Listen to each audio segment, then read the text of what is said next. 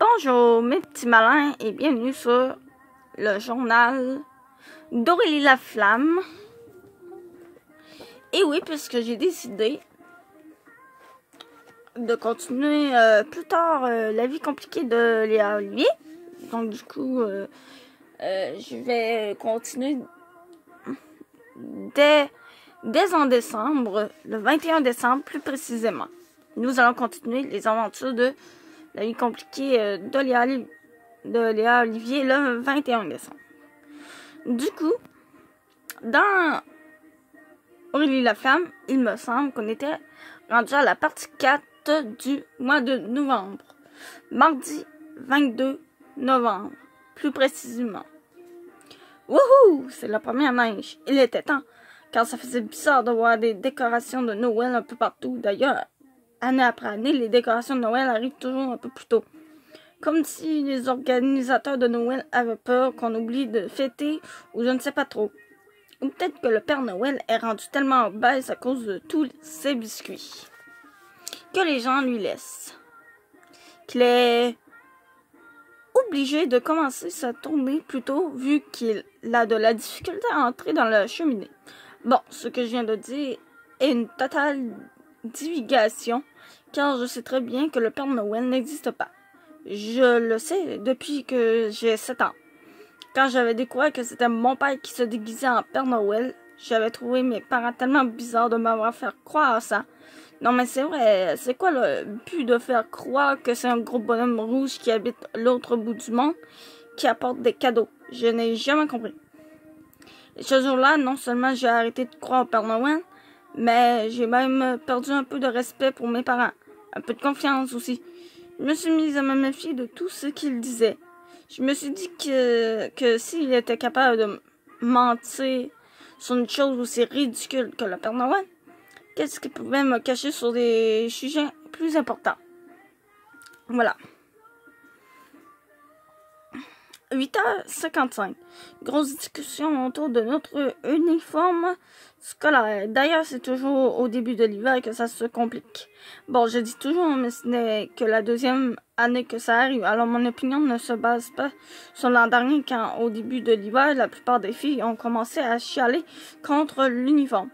Et habituellement, il y a une autre vague de protestation vers la fin de l'année. À l'automne, c'est correct, mais en hiver, se promener avec une jupe, c'est assez froid pour les gens. Et en été, une jupe de style kilt écossais, c'est trop chaud. Cette fois-ci, ce sont des filles de 5e secondaire qui ont préparé une pétition qu'elles ont remise à Denis Beaulieu, signée par plusieurs filles de l'école pour demander qu'il n'y ait plus d'uniformes scolaires obligatoires, de quoi elles se mêlent les filles de 5e. Elles ne seront plus jamais à l'école à partir de l'an prochain. Leur argument majeur, l'uniforme, les gens empêchent d'exprimer leur personnalité. Quel argument poche? Bart Simpson est habillé pareil depuis 350 épisodes et je ne trouve pas que ça change sa personnalité. Même chose pour le Père Noël. 10h50. Cours de français. Kat était totalement dans sa bulle pendant les cours de maths. Depuis qu'elle sort avec Truche, elle arbore un sourire niais. Tous les jours, je voulais lui envoyer un mot pour lui demander ce que Truche avait fait de si spécial pour la mettre dans cet état. Aujourd'hui, je me demandais comment il pouvait être plus quétaine qu'avec son nono anti-syntactique. Mais Jocelyne est tellement sur notre dos c'est ainsi que je n'ai pas osé le faire. Et pendant la pause, on a été happé par la horde de filles de 5e qui voulaient nous faire signer leur pétition anti-uniforme. Mon analogie avec Bart Simpson n'a eu aucun succès et j'ai dû vite entrer dans la classe de français. 10h55. Marie-Claude. Ok, silence tout le monde. Vous parlerez de vos uniformes? De votre uniforme pendant l'heure du dîner. Je suppose que vous êtes curieuse de voir les notes de vos exposés oraux et blablabla, jusqu'à ce qu'on sache que Justine avait été la meilleure avec son exposé sur la fabrication du miel. Sujet trop anodin, sauf qu'elle s'était mis un chapeau d'apiculteur et qu'elle avait fait tout un spectacle si ce sont des comédiennes qui le recherchent pour les exposés oraux, qu'ils le disent. Ma note 74%. Phew, au moins je suis passé. Sujet 10 sur 10, exploitation du sujet 8 sur 10, plan 6 sur 10, recherche d'informations 7 sur 10, présentation 6 sur 10. 17 heures. Quelle journée? Après le cours de français, Marie-Claude m'a dit qu'elle voulait me parler avant qu'elle m'attrape. J'avais presque atteint la porte de la classe et j'ai vu Kat. Je lui ai fait signe de m'entendre en 1 minute, mais elle ne m'a pas vu. Elle devait penser à Truche ou à son nono antisyntaxique. Marie-Claude m'a fait un long discours sur le fait que mes notes étaient vraiment basses, comparativement au reste du groupe d'enrichis, qu'elle attendait plus de moi. Une élève en enrichi devrait avoir un minimum de 85%. C'est à quoi je lui ai répondu.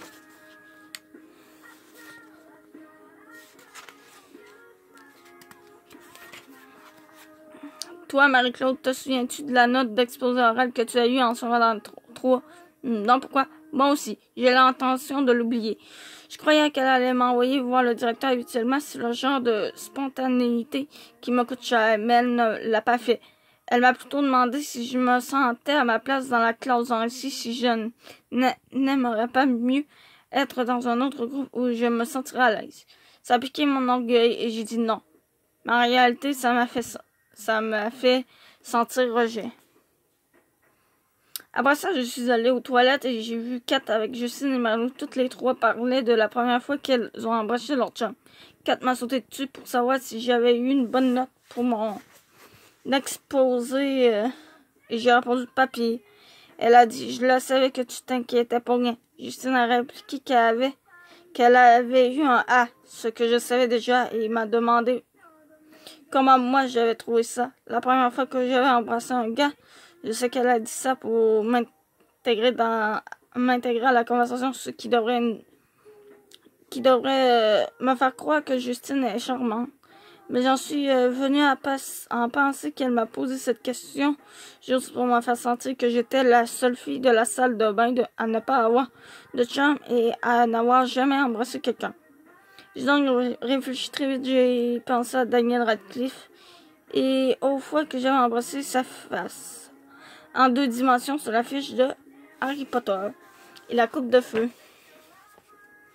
Et j'ai dit, le dernier gars que j'ai embrassé était assez froid, pas un très bon embrasseur. Quand on est sorti des toilettes, Kat m'a demandé qui était mon ex-chum et je lui ai dit que c'était l'affiche de Daniel Radcliffe.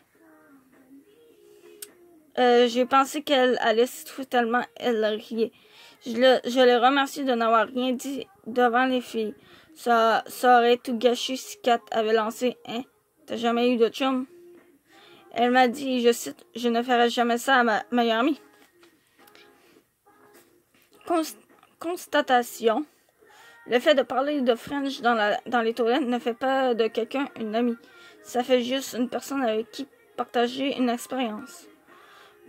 Constatation numéro 2. Ça ne me ferait pas non plus changer d'avis sur le sujet que l'amour fait ramollir le cerveau et qu'ayant quelques difficultés scolaires, ces temps-ci, j'ai besoin de toutes mes capacités cérébrales intactes.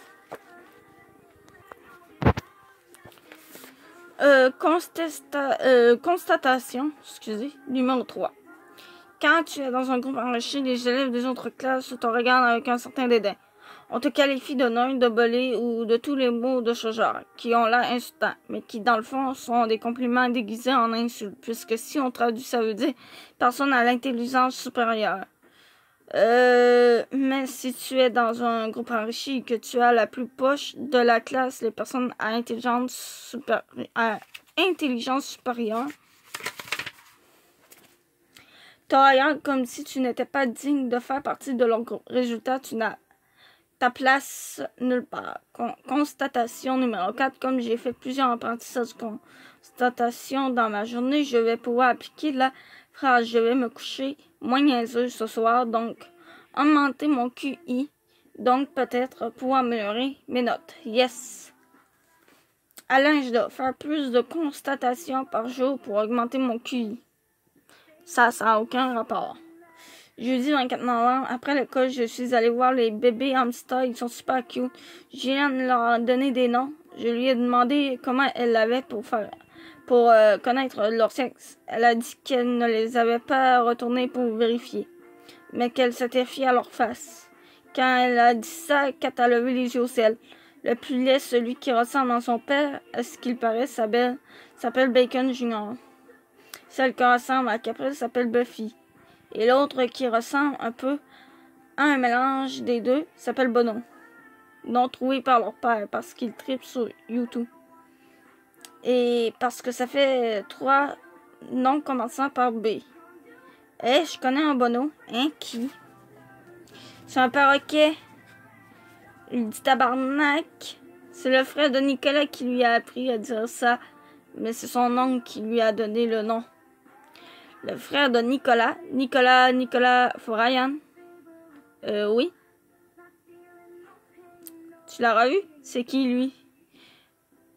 Kat et moi, personne. Tu l'as parlé? Oui, c'est lui qui m'a aidé pour les bébés enceinte. Ce n'est pas personne d'abord. Pourquoi tu ne m'en as pas parlé? De toute façon, si elle t'en avait pas parlé, tu ne t'en serais pas souvenu. Tout ce qui compte, c'est Truche. J'avoue que Julienne m'a enlevé les mots de la bouche, même si je n'aurais jamais dit exactement ces mots-là. Je m'en serais souvenu, franchement, je ne suis pas amnésique quand même. Je n'ai pas eu le temps. Parce que tu parles tout le temps de ton super chum. C'est vrai qu'il est super. Julienne et moi nous sommes regardés du coin de l'œil et avec un sourire complice. Sérieux, je ne t'en ai pas parlé parce qu'il n'y a rien à raconter. La prochaine fois, je veux y aller avec toi. Tu veux y aller avec elle, même pas à cause des hamsters, c'est juste parce que tu t'intéresses à l'amour.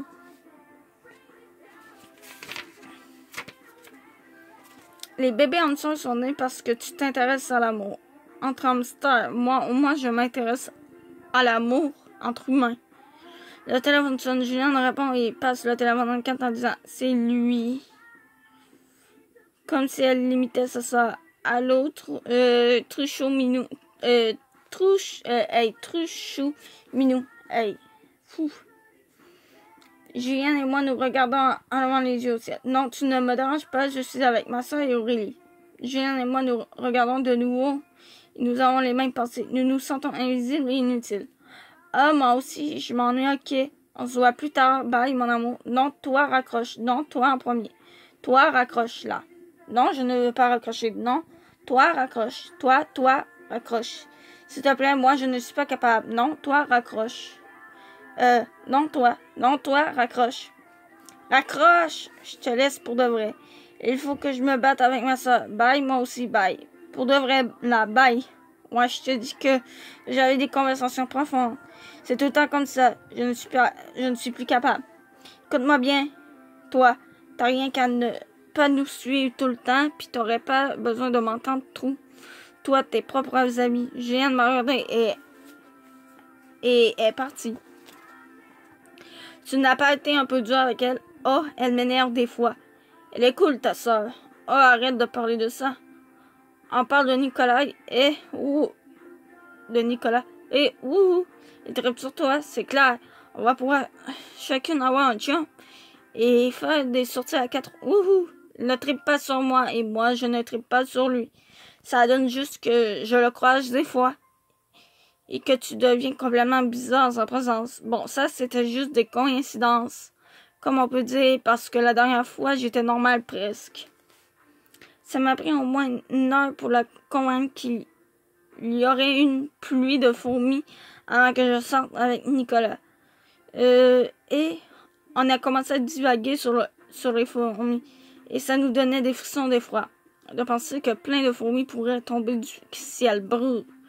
J'ai plein de convulsions, rien que d'y penser. On a remarqué que Julienne nous espionnait quand on a reçu un tas de graines noires sur nous. Qu'on a bondi en criant et qu'on a par la suite découvert que c'était des raisins secs et qu'on a entendu un rire. Kat a sauté sur sa soeur qui s'est sauvée en hurlant « Papa! » Ouais. Super. Vendredi 25 novembre. Les parents de Kat ont décidé de sortir pour fêter leur 10e année de vie commune. Ils ont demandé à Kat de garder sa soeur et elle en a profité pour nous inviter tous chez moi. A passé la soirée chez elle, s'appuyant sur le fait que sa soeur devait la garder. Julien a menacé de tout répéter à leurs parents si elle la maltraitait. Trish a trouvé les bébés en histoire très laid, ce qui n'a pas aidé sa cause auprès de Julienne. Il a commencé à exposer une théorie selon laquelle il y a des chats chiens et des gens chats. Il y a des gens chiens et des gens chats, mais qu'on ne peut pas être les deux. Je lui ai lancé pourquoi il y a des gens qui ont un chien et un chat d'abord. Il a été vraiment bouche bée. Julien lui a demandé s'il trouvait que Kat était du type hamster vu que tel est son animal de compagnie, ce qui m'a fait rire dans ma barbe, même si je n'ai pas de barbe. Et qui a fait rougir Kat, qui a essayé tant bien que mal de changer de sujet. Alors Trish a continué de parler. C'était théorie après théorie. J'ai commencé à cogner des clous, parce que sa voix est vraiment monocorde, qu'il a un dépit lent et que ses pseudo-théories sont ennuyantes, selon mes goûts. Quand il nous a expliqué pourquoi les films japonais étaient meilleurs que tout autre film, venant de n'importe quel autre pays, mais j'ai été rapidement réveillée par Julienne qui lui a enfoncé un biscuit soda dans la bouche. Kat, qui ne l'avait pas vu venir parce qu'elle était trop absorbée par le discours de son chum, a dit « Je vais le dire à maman que t'as fait ça. » Il aurait pu s'étouffer. Et Julienne a répondu « Je vais le dire à maman que t'as invité ton chum pendant que tu me regardais. » La guerre est maintenant déclarée entre Kat et sa sœur. PS, je n'ai pas tenu à spécifier à Kat que j'aurais aimé avoir la même idée que Julienne, mais une heure avant.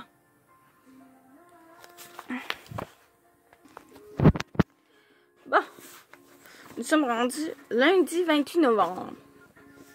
Le mois de novembre me déprime. Seule une de neige qui était tombée l'autre jour a complètement disparu et il fait seulement gris. Au moins l'hiver, quand il fait gris, il y a de la neige. Alors même si c'est déprimant, c'est quand même un tout petit peu plus joyeux. Les profs commencent à être stressés pour les examens de décembre et passent leur matière super vite, comme si on avait niaisé depuis le début de l'année et qu'il était temps de travailler. Quand tous les élèves de l'école ont été convoqués à l'auditorium. Kat et moi étions contents de manquer notre cours de maths. Denis Beaulieu a organisé aujourd'hui une séance de formation sur un organisme bénévole d'aide téléphonique pour les jeunes. Les gens de On t'écoute sont venus nous donner des dépliants et nous expliquent que lorsqu'on ressent le besoin de se confier, on peut leur appeler gratuitement. J'ai lu le dépliant, il y avait plein de dessins vivants et ensoleillés, ainsi que des petites phrases genre « Tu te sens comme le dédon de la farce, appelle-nous, on t'écoute ». Et le dessin montrait un visage de jeune sur un corps de dinde, un peu dégueu. Tu te sens pris en sandwich, appelle-nous, on t'écoute. L'image représentait un jeune entre deux tranches de pain. Tu te sens pas comme un poisson dans l'eau, appelle-nous, on t'écoute. Et on voyait une face de jeune sur un poisson qui saute hors de son bocal. Kat, qui regardait aussi le dépliant, m'a fait remarquer que ça ressemblait à Pluchy. Et on a éclaté de rire en silence. Mais Denis Beaulieu nous a vus. J'ai failli lever ma main pour demander est-ce qu'on peut appeler quand notre mère sort avec notre directeur. Mais je me suis abstenue. En tournant les pages du dépliant, j'ai vu tu te sens comme un extraterrestre, appelle-nous, on t'écoute. J'ai arrêté de rire d'un coup et je me suis sentie m'enfoncer dans le siège inconfortable de l'auditorium.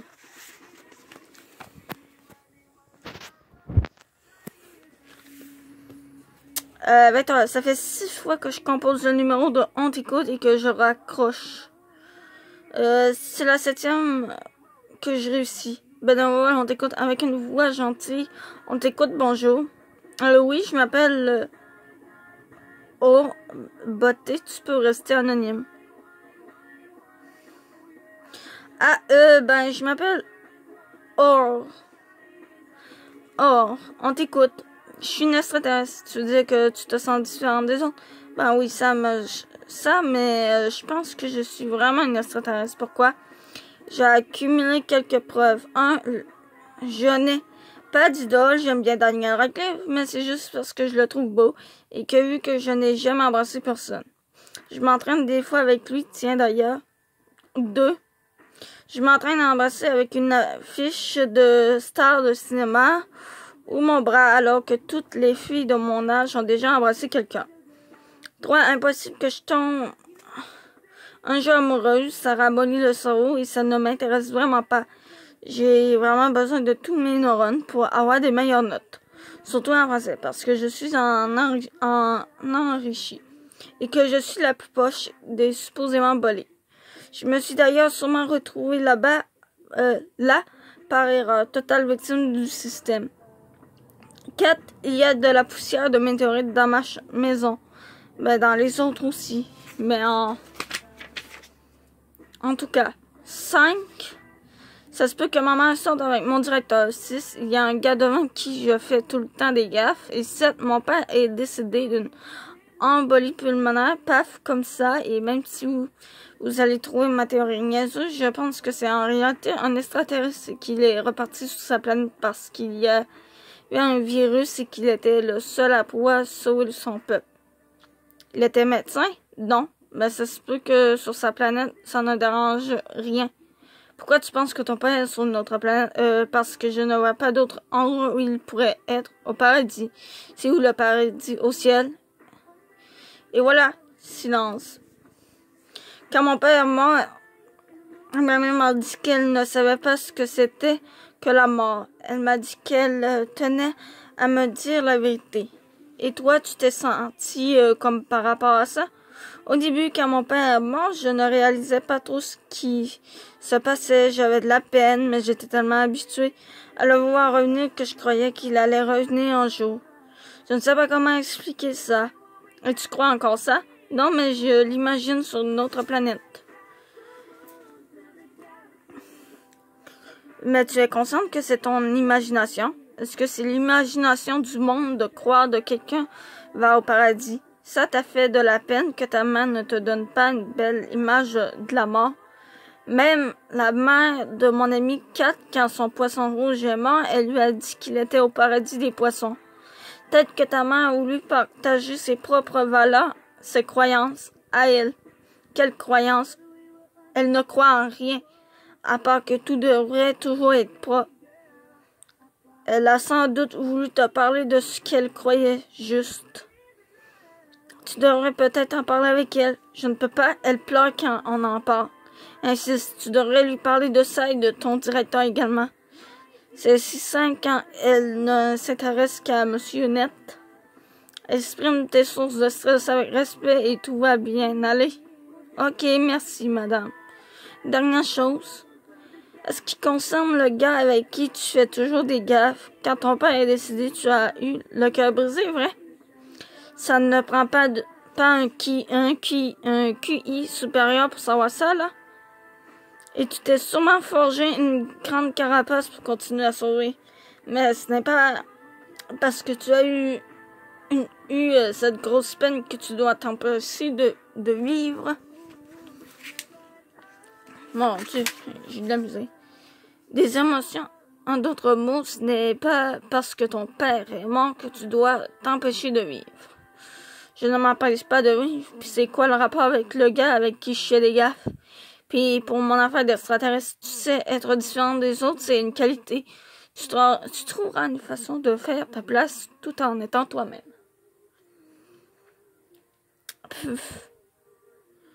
Ça paraît que c'est un service gratuit, c'est vraiment n'importe quoi.